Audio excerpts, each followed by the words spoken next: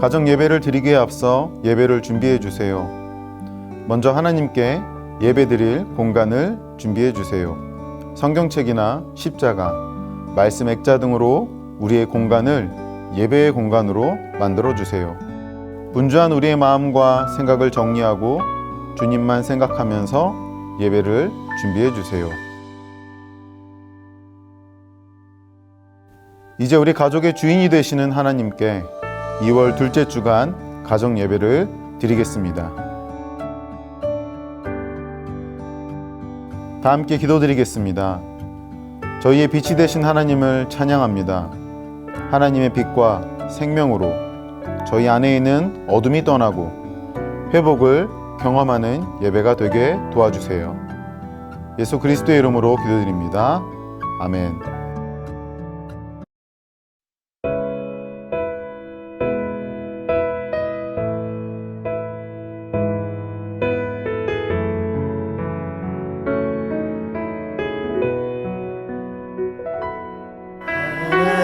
하나님은 너를 지키시는 자, 너의 우편에 그늘 되시니 낮에 애와 밤에 날도 너를 해치 못하니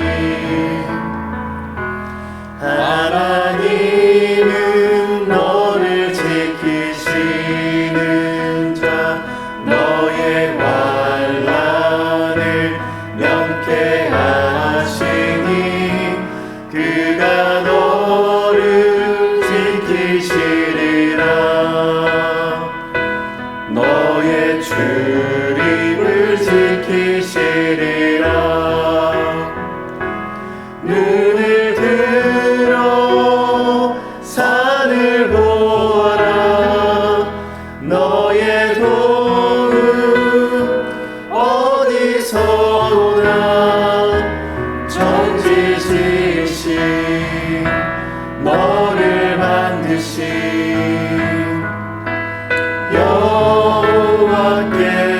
여호와께로다.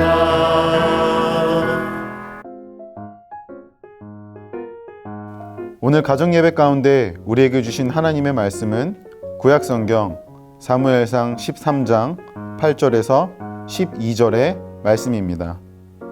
우리 함께 하나님의 말씀을 봉독하겠습니다. 사울은 사무엘이 정한 기한대로 이레 동안을 기다렸으나 사무엘이 길갈로 오지 아니하매 백성이 사울에게서 흩어지는지라.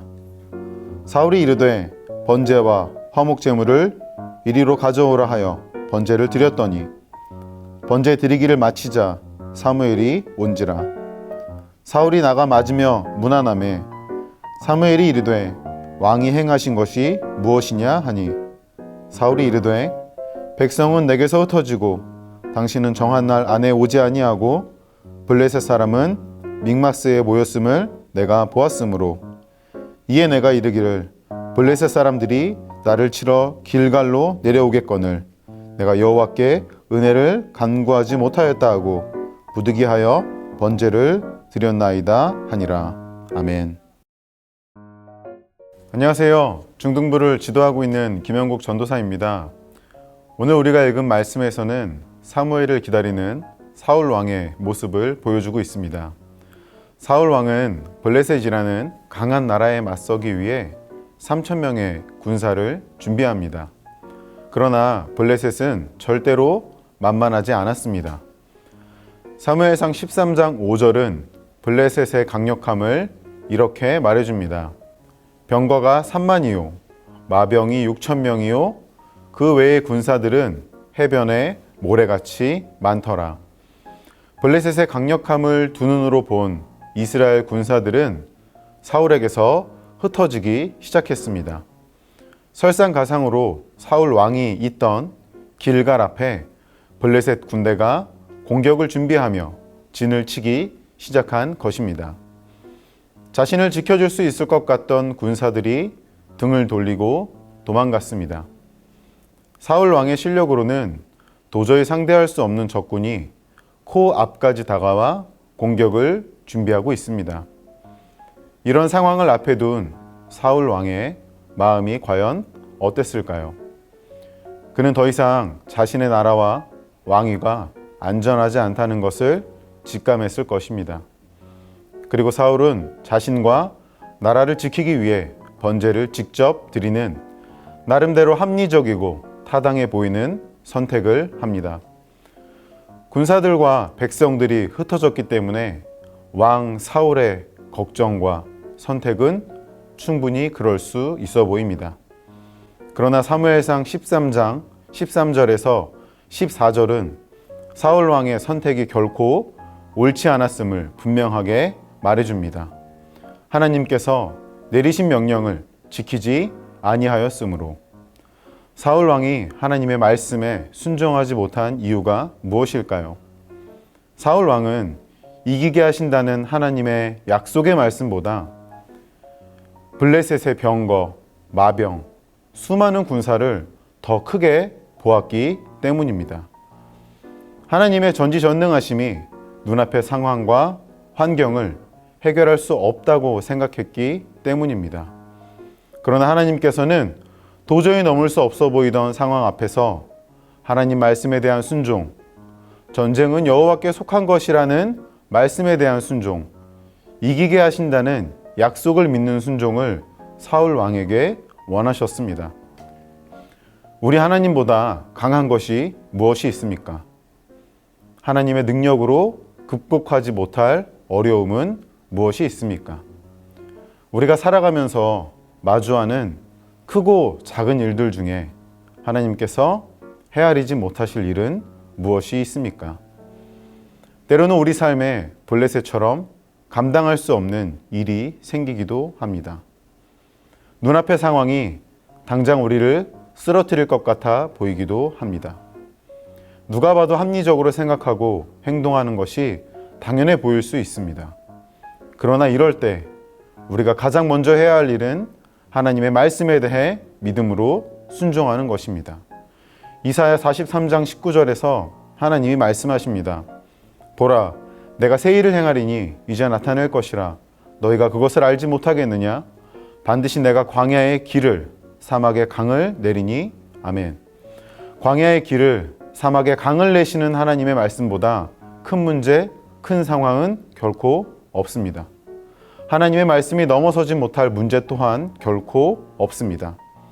이런 전지전능한 하나님께서 지금도 우리의 삶에 일하고 계신다는 말씀을 굳게 믿는 순종의 마음 갖기를 소망합니다. 앞으로 마주하시는 어떤 문제 앞에서도 세상의 거대함이 아닌 하나님 말씀의 위대함을 기억하며 하나님 말씀에 순종하시는 여러분이 되시길 바랍니다. 기도하겠습니다. 하나님, 우리가 어떠한 상황과 환경 앞에서도 그 어떤 문제 앞에서도 하나님의 말씀 앞에 순종할 수 있도록 우리의 마음과 생각을 지켜주시길 소망합니다. 살아가면서 마주하는 그 어떤 일도 하나님보다 크지 않음을 기억하게 해주시고 나의 합리적인 생각과 선택보다 하나님의 말씀을 붙잡고 말씀에 순종할 수 있도록 우리에게 믿음을 허락해 주세요. 감사드리며 세상 끝날까지 우리와 함께 하시는 예수 그리스도의 이름으로 기도드립니다. 아멘. 잠시 시간을 가지고 가족들과 함께 오늘 말씀 가운데 주신 은혜를 나누어 보세요. 주어진 질문을 가지고 서로 대화하며 오늘 말씀을 통해 깨달은 것과 앞으로 우리가 하나님 앞에서 실천해야 할 것을 서로 나누어 주세요.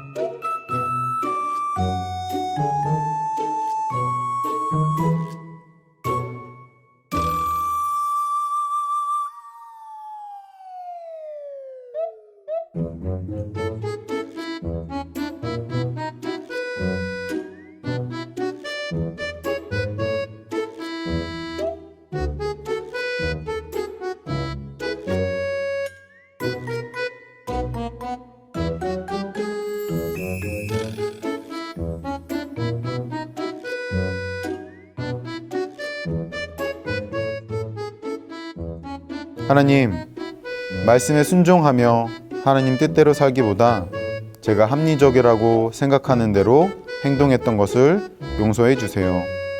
아무리 급하고 불안해도 하나님이 기뻐하시는 것을 선택할 수 있는 용기와 믿음을 주세요. 예수님의 이름으로 기도드립니다. 아멘. 하늘에 계신 우리 아버지, 아버지의 이름을 거룩하게 하시며 아버지의 나라가 오게 하시며 아버지의 뜻이 하늘에서와 같이 땅에서도 이루어지게 하소서.